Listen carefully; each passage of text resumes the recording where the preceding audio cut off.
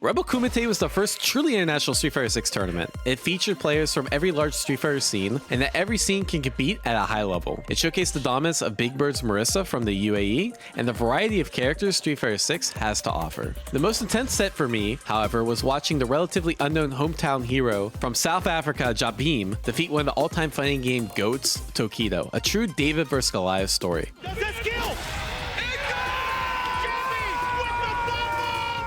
Now, this might sound improbable, but there's a few factors that led to Jabim's success. And the first one was the crowd. Just from when Jabim walks through those doors, the crowd is already chanting his name. And I can just only imagine, as Tokido, the fact that 1,000 people are against me, chanting against me, rooting for my demise, has to be really nerve-wracking, right? It always seems like people with the crowd behind them, there's always like a hometown advantage in sports. Combine that with something a lot more intimate, like fighting games, and I think it just magnifies that advantage. All right, and this is the start of the match. And when I saw this match, Tokido looks super in his element, right? You can kind of see Tokido's just like testing stuff. Like, so this right here, that string can be DI'd, that can be perfect parried. The fact that, you know, Tokyo is so confident leading off with that, just to test Jabim's reactions, I thought was really smart. And he goes for a DI, kind of like a weird situation. Very, very good reaction from Jabim. One of the things that really stood out to me in this match were Jabim's reactions were just super on point. And reacting to jump-ins with air throws is really hard. Oh. What a sweep too. Just, you could tell like the confidence Tokido has coming into this, where they're just choosing really confident options. Like, again, doing some really risky stuff like that H Dragon Lash, just to kind of keep up your momentum. And again, another DI. We're being very, very aggressive here, and it doesn't look like Jabim can quite deal with it yet. But very good combo. You can already hear the crowd already rooting for him over the announcers. You'll love to see it. Just like a random hit Jabim gets, and the crowd's already in your favor. And yeah, he couldn't do anything about that DI there, and yeah, he should be dead. Should have done level 3, but this is still like a really good situation for Tokido. Yeah. At this point, I'm like, oh man, like, I guess that crowd advantage didn't really matter that much. Tokido looking like a professional at the office. You love to see it. That's a very good combo. Now you, oh, he fucked up a combo though. That's the crowd nerves getting to him. And a very good read by Jabim, and he already starts to bring it back, right? The drop combos are, oh, and very good perfect parry. Yeah, Jabim is like, the perfect parries and some of the reactions are just really, really on point. And he probably tried the perfect parry there too, and he missed it. A very good DI. And again, that air throw is really clutch, because like Chun-Li doesn't have a really good option to anti-air there. You can't like cross-cut DP, for example, and that would put him out of the corner anyway. So air throw back into the corner is like one of the best options you can do. Toki's been making Ken instead of Luke. He started with modern Luke and he switched. Oh, and good. Another bait from Jabim. I really like this from Jabim. That's the optimal. So this seems a little weird. Not a lot of players are doing this right now. Punishing DPs and invincible moves with drive impact is really important. Because look about how much drive meter this is about to take. Literally like a bar and a half. And it does just about the same amount of damage. So it's really meter efficient. But now like he's literally almost burned out. You're not gonna burn out from this, but like if he does like anything else, or he blocks, like he's, yeah, he had to take that risk, because if he just blocked a little bit, he would have been in burnout. Like he tries to parry, you throw, he's dead. So it's just a really bad situation. What Tokido is trying to do there is he's trying to catch the walk back, like he was trying to shimmy. But in this game, like you don't need to walk back that far. You can just down block outside their throw range. And yeah, Jabim with the bait. And yeah, the crowd's already going crazy. The crowd's already going crazy. How do you fight this? Now, they go back and forth for a few matches, right? We'll skip to where I think the swing and momentum happens during the game. I say 3-3. Tokido has momentum, but very, very nice jump from Jabim. Very preemptive jump. Okay. That's very good. No reaction air throw, but... Oh, nice. Like I was saying, I was talking about Jahim's reactions. That is not easy to do, especially in a high-pressure situation like this. And that you see how that completely turned around the match. Even Tokido couldn't react to drive impact, right? So this went from a situation where the life would have been even, right? Because Jabim would have took the wall splat. He would have been almost burned out. And instead, he completely reversed the situation. Almost burned out Tokido. And he got the side switch combo too. Just amazing. Amazing.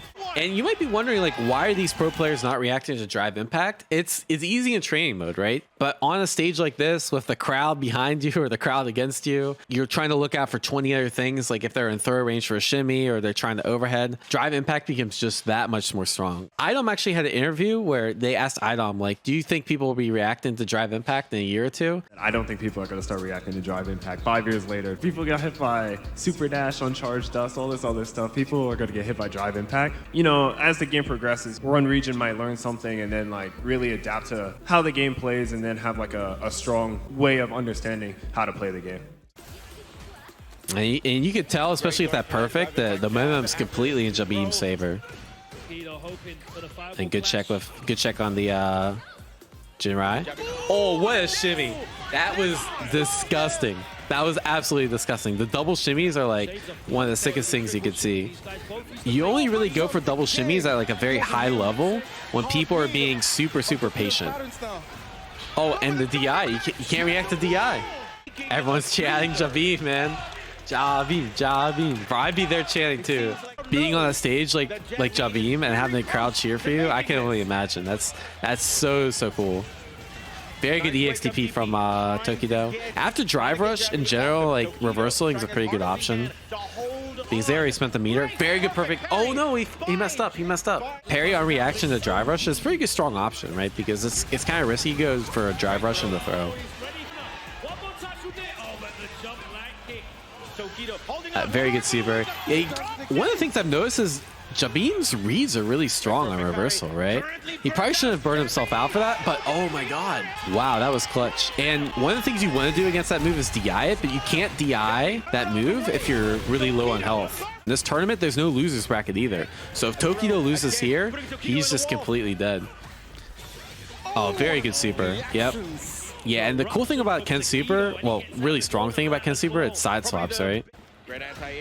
Oh, and just a couple jumps. Not. Oh, he burned himself out though. No, not spamming the super. Okay, okay. Oh, you can hear the crowd too. Oh my god, drop combos, perfect parry? No way. Okay. Oh my god, I'm nervous for them. I've already watched this and I'm nervous for them. Nice fireball. Okay. Oh, good anti-air. Yeah, Jabim's reactions under this pressure are really strong, right? That's punishable, actually. Very good recognition from Jabim to punish that. You always want to punish with a crouching normal in case they do the follow-up. Oh, very good reaction. Level 3 on reaction and a jump. That's not easy. And is he dead? Oh, the pop-off. Let's go. The camera couldn't even chase him. You love to see it. Oh, everyone's going crazy. I assume those are boys. They're living it up. They're living it up. Yeah, Tokido's out of the tournament. I definitely didn't foresee this. I don't think anyone really foresaw this outcome, but Jabim definitely put himself on the map in Street Fighter 6. You love to see it. Yeah, if Tokido wasn't writing a company letter, he'd have better odds. Tokido's posture is so funny. I wonder if he like labbed that up. In all seriousness, Tokido is one of the strongest fighting game players of all time. I think just with a little bit more time and experience with the game, he's going to emerge as one of the strongest Street Fighter 6 contenders because he's just so good at 5 and so good at so many other games. Unfortunately, he did lose the next match to Oil King. Again, another super strong player. But still, just an accomplishment like that, winning with such high stakes on the line, is an accomplishment that Jabim should be super proud of. Yeah, and even taking Oil King, one of the best players in the world, to 5-2 or 4-2 is still really impressive. It wasn't that he's that was really impressive. He was making some really good reads in this match. And I thought around here it would actually turn out differently for Jabim because he looked like he had the momentum on his favor, but it just felt like he couldn't guess right. And if you can't guess right against Oil King or against a Manon, like you're gonna have a really bad time. Oh no! This had to have been an accident. Very unfortunate. Yeah, I think what he wanted to do is backdash button, and then he got the buffer on moves is just so long, and just completely optimized from. Okay, wait, why did he burn himself out for that? I think he just wanted to swag at that point. But you're still in a pretty good spot, right? But he had to take a very risky jump, and now yeah, you're dead. Yeah, you gotta give it up for Jabim. He plays super impressive. He's an Oil King. Real recognized real. You know how it is. He put on a hell of a show. Now, one other thing I want to show about this tournament, as you can see from the bracket, there's a lot of like 5-0s, 5-0, 5-1, 5-1, 5-0, 5-1, 5-1, 5-1. But very interesting thing, Big Bird, who went on to win the whole tournament, his hardest match was actually against his training partner in the first round. And it was actually, besides the Jahim match, probably the sickest match of Red Bull Kumite. So I have to show you guys how this ends. And this is the final match. So this is literally pretty much the winner of this is going to win the tournament, right? Because these are looking like the two strongest players so far in the tournament. And Big Bird is just on an absolute speed run. You guess wrong twice and you literally lose almost all your health. But yeah, these super, you can tell these like guys are mentally stacked because you can DI those on reaction, but it's just so hard because Marissa has so much other stuff he can throw out in neutral. But very good from Angry Bird, making this comeback. Try to catch him mashing. Very good throw. Probably caught the reversal armor move. Oh, nice swing. And oh my god, Marissa just does chunks off of a DI. Tried to bait a DP there. So what he did was a delayed grab to bait a potential DP. But just very good recognition from Angry Ken. Oh, you could have died. He should have canceled the drive rush. Again, something that people just need to be aware of more. Very good rate on the parry. Final round, final game. Very good armor. Very good. Yeah, against Marissa, like jumping on her is really strong because her anti-airs aren't that great. But I think Big Bird does a really good job overcoming that disadvantage by doing air to air a lot. And they're already burned out 15 seconds in the match. Oh, that was an input air. That's super unfortunate. Yeah, and that's the important thing. What the commentators are talking about is they burned out about the same time, but now look at the drive meter advantage for Angry Bird compared to Big Bird. It's like over a 50% meter advantage. So Angry Bird's gonna get the meter, and you're gonna just be able to press Big Bird. I'll try the whiff punish. Oh, what a good reaction. Yeah, that's hard to stop in burnout. Oh my god. No!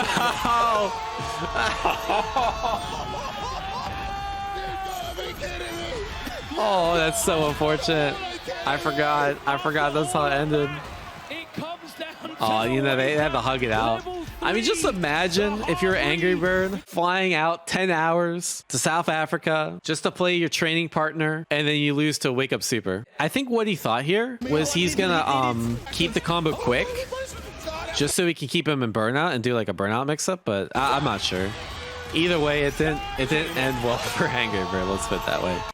Anyways, guys, that's the end of the video. Let me know what you thought down in the comments below. I thought Red Bull Kumite was super sick. These are my favorite matches, but if you have other favorite matches, let me know. There's some couple other cool matches. I advise you to like check out the official VOD when it drops. Certain matches like Mono vs. Mr. Crimson and Grand Finals were really cool to watch, and it's just some of the highest level gameplay we've seen. But let me know in the comments if you want to see more analysis like this. Like, share, and subscribe. And as always, thanks for watching. Have a great day.